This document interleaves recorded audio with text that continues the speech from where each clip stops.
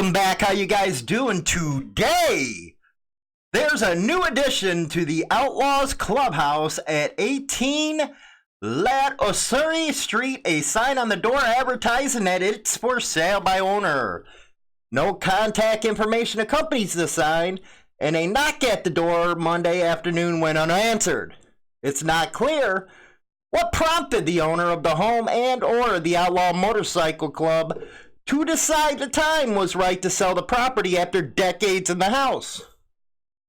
Requests for comment had not received responses by deadline, but neighbors were quick to point to the changing composition of their street, where infill developments have sprung up between small single-family homes.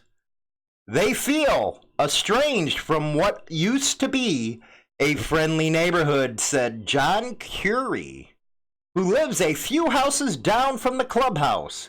I think it's actually unfortunate.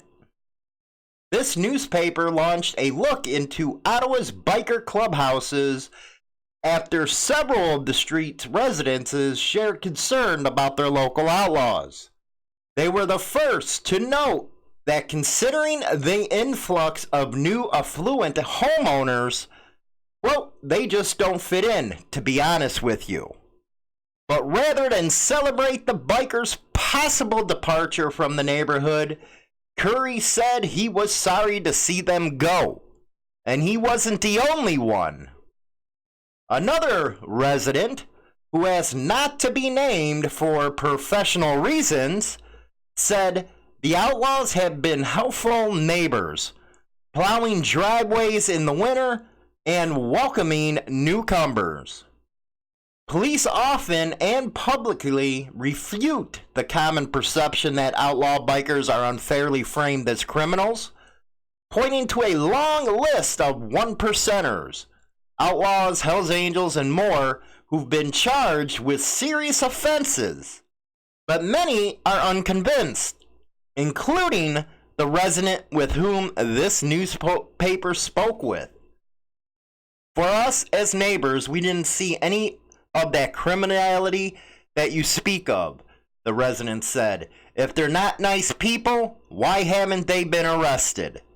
They have every right to live here like anyone else, and they've never done anything wrong to anyone on the street. The public opinion split on the subject of outlaw bikers could also carry over to the real estate aspect of any clubhouse sale that may occur. According to A.J. Cassium, a sales representative at a real estate brokerage, Engel and Faulkner's, a prospective buyer might be deterred from that building upon learning about its decades-long history as a biker clubhouse. But for others, the same fact could be a selling point, or even inflate the value of the property. I think it's going to depend on the buyer, but I think the demographic who's looking into Hindenburg is someone who's electric. Maybe it actually adds a little bit of heritage and history to the home, said Kasim. As far as for what the house, if sold, would be likely to go for, he said, it'd depend on the current state of the property, the house's structural integrity, and whether the owner is looking to profit from the sale of the land for redevelopment, or from a buyer who wants to maintain the original home. The latter tends to generate a higher sales price, he said, but in any case, the figure would be significant. Hindenburg is a real estate hotspot thanks to, in large part, to irregular lot sizes and lenient zoning, he explained. A home on a comparable lot to the clubhouses on nearby Hinchy Avenue went for more than $500,000 last year, while an Enro unit sold for close to $750,000. So the black and white house on that street scene of countless outlaws parties and a 1994 car bombing, well, Someone could actually tear down that building and build 2 semis, said Kasim. Neighbors always love the clubhouses because they keep that out of the, yeah. It appears that Ewan Mcgregor and Charlie Berman could be riding Harley Davidson's new Livewire electric motorcycles on their next adventure, The Long Way Up. This shocking news is being circulated around social media, and we first stumbled upon it while pursuing Lone Rider's blog, trending in the ADV bike community on Twitter. The images below depict Harley Davidson's line wires being uncrated in Buenos Aires, Argentina. The Long Way films are multi-episode documentaries that showcase incredibly great travel stories by motorcycle. The Long Way Round airing in 2004 and Long Way Down in 2007. McGregor and Borman ride through multiple countries in hopes of experiencing cultures, overcoming challenging overland elements, and promoting the work of UNICEF. The Long Way Up will take the Moto Duo from South America to Los Angeles. First unveiled as a prototype in 2014, the Harley Davidson Livewire is a 460-pound street-based electric motorcycle powered by an oil-cooled Longitude. I just can't talk about this motor. Anyway, HD, that was a joke, by the way. 105 horsepower, 85-pound torque, weighing in at 549 pounds. The images displayed on the blog show the bike's modified, different tires, wire wheels, and luggage. We can also assume the bikes have revised suspension and comfort modifications as well. My question is, how are they going to go anywhere when you have to charge it all the time? The Long Way team utilized large displacement ADV bikes for their travels in the past, specifically BMW, and many speculated that the latest installment of the Long Way series would continue in that tradition.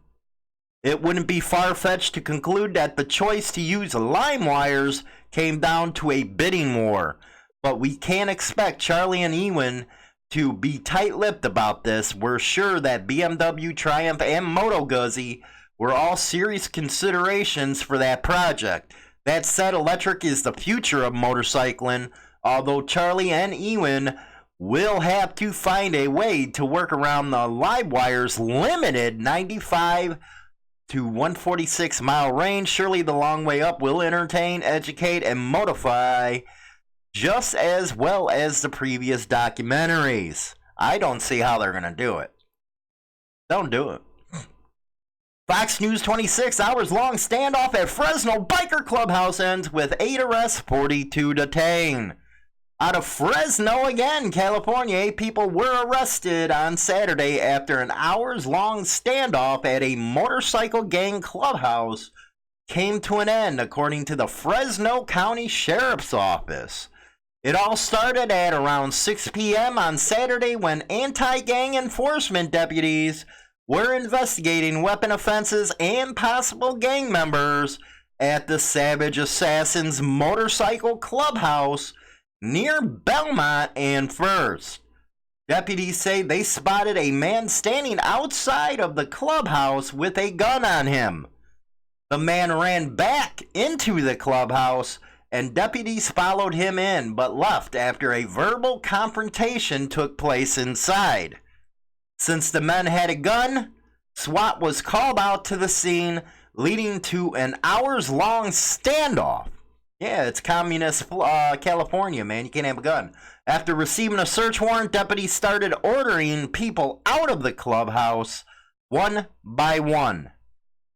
One man came out with a gun and was arrested by police without incident. 8 people were arrested and 42 others were detained while deputies began to search the clubhouse. One woman with a heart condition was taken from the scene to Community Regional Medical Center. Police say she was not injured during the standoff.